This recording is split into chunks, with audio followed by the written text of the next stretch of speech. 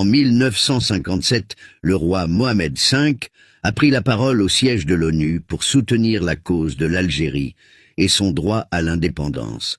En 2023, le président algérien Abdelmadjid s'est exprimé au même endroit, mais cette fois dans le but de diviser le Maroc. ويؤلمنا ألما شديدا أن تجري في أرض جاراتنا الجزائر الشقيقة معارك يتسع نطاقها يوما بعد يوم، وما أشد رغبتنا في أن تباشر مفاوضات بين جميع من يهمهم الأمر لتسوية النزاع القائم، ونتطلع إلى الوصول إلى تصفية نهائية لظاهرة الاستعمار مع آخر مستعمرة إفريقية، حيث لا زال الشعب بأكمله في الصحراء الغربية محروما من حقه الأساسي في السلام عليكم ورحمة الله وبركاته.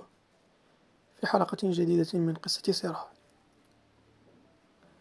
الكل من المغاربة يستغربون تغيير الزمن وانقلاب الحال حين يرون الصورة التي تم التقاطها في عهدين مختلفين، الأولى للعاهل المغربي محمد الخامس سنة 1957 وهو يطالب باستقلال الجزائر وجلاء فرنسا منها، والصورة الثانية للرئيس عبد المجيد 2020 وهو يطالب الأمم المتحدة باستقلال الصحراء عن المغرب وجلاء المغرب منها.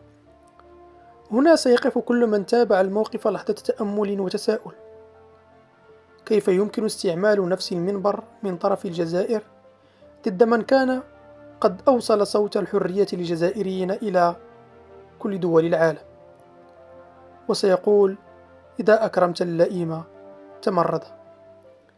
لكن وللأمانة ليس الأمر كما يراه البعض، فالكلمة صحيحة في معناها، إن وفقط كان من يحكم الجزائر هم الجزائريون وليس فرنسا.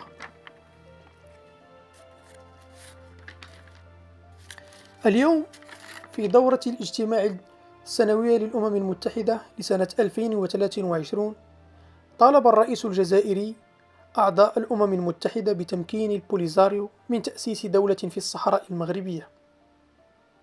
لكن لماذا يا ترى نكران الجميل المغربي؟ ما يعرف بالجزائر حاليا كانت تحت الحكم العثماني لمدة 320 سنة، أي أكثر من 3 قرون. منذ 1516 حتى 1830 حاول العثمانيون الأتراك التمدد غربا، حتى وقعت حروب كثيرة مع الإمبراطورية السعدية القائمة على حكم المغرب حينذاك، حتى انتهت بمعركة وادي اللبن الفاصلة في مارس 1558. صراع الدولتين انتهى بتقاسم النفوذ في شمال إفريقيا بين المغرب والعثمانيين، حيث حافظ المغرب على سيادته مقابل استمرار تركيا في حكم الجزائر، مع التزام بعدم الاعتداء المتبادل. دام الحال على ما هو عليه حتى وصول فرنسا وانهيار الدولة العثمانية التي سلمت أيالتها الجزائرية إلى فرنسا عن طريق عقد موقع بين الجنرال بورمون والداي الحسين آخر دايات العثمانيين في 5 يوليوز 1830. واستمر الوضع كذلك حتى سنة 1962 حين خرجت فرنسا عن طريق استفتاء بتقرير المصير وليس باستقلال. ماذا يعني ذلك وما الفرق؟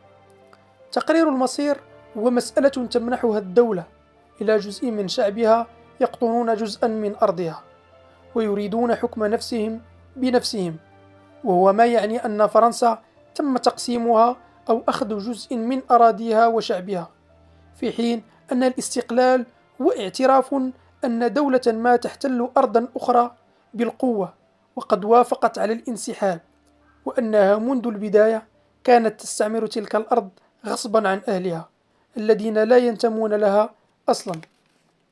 تقرير مصير الجزائر هو أكبر دليل على تقسيم فرنسا، فمن تسبب لها بذلك؟ فلنعد قليلا إلى الوراء.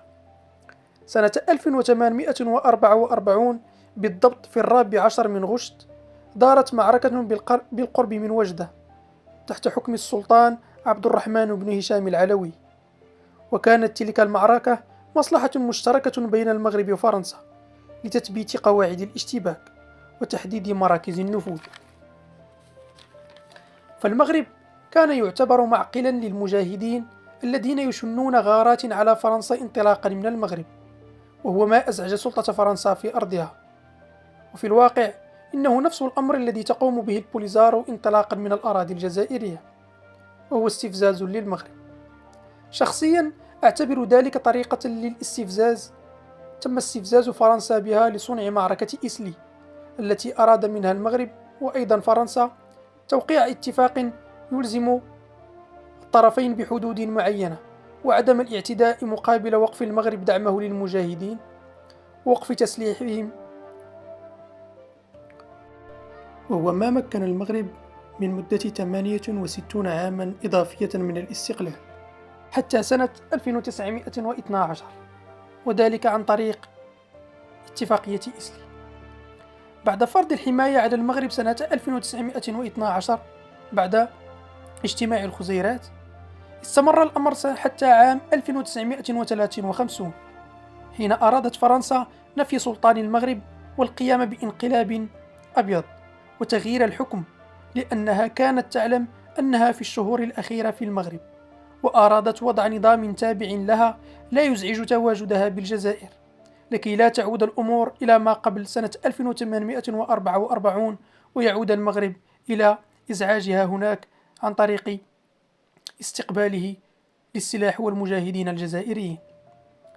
لتقوم حرب مع فرنسا سنة 1954 بعد نفي الملك، لتنتهي بعودته إلى منصبه سنة 1955، وخروج فرنسا سنة 1960 بعد سنتين من المعارك في كل بقاع المغرب وجلاء أكثر من 320 ألف جندي فرنسي.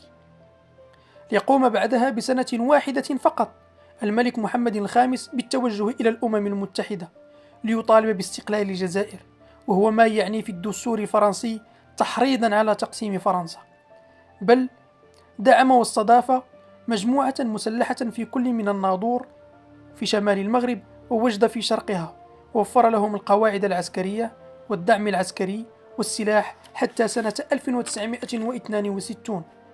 بل وكانت إذاعة التحرير الجزائرية تبث من طنجة نشاطاتها وعملياتها العسكرية وتقوم بتوعية الجزائريين، لتقر فرنسا عن طريق دوغول بتقرير المصير وتنظيم الاستفتاء وتقتطع جزءا كانت تعتبره أراضيها، بل حتى سكانا يتكلمون الفرنسية إلى يومنا هذا.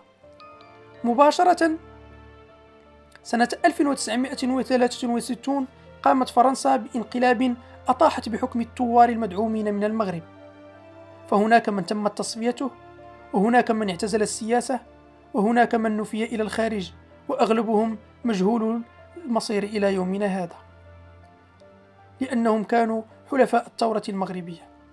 وفي سنة 1975 تقوم فرنسا بعملية تنظيف داخلية طاردت كل من أصله مغربي لكي تضمن عدم وصول أي مغربي لمقاليد الحكم مستقبلا وإعاقة مشاريعها، وطردت 350 ألفا منهم وجردتهم من الجنسية والأملاك والحقوق في عملية تطهير عرقي واسعة لم تلق انتباها أمميا دوليا. حاليا فرنسا هي من تحكم الجزائر عن طريق نظامين: نظام رئاسي صوري تصدره للعالم على أن الجزائر دولة مستقلة، ونظام عسكري يضبطون شؤون الأمن ويقمعون أي حركة تحررية كما فعلوا في التسعينات حينما قمعوا الموجة الديمقراطية التي تم تسميتها بالمد الإسلامي. ولكي تنتقم من المغرب تطالب حاليا بتقرير مصير الصحراء لتذيقه من نفس الكأس التي شربت منه. السلام عليكم ورحمة الله وبركاته.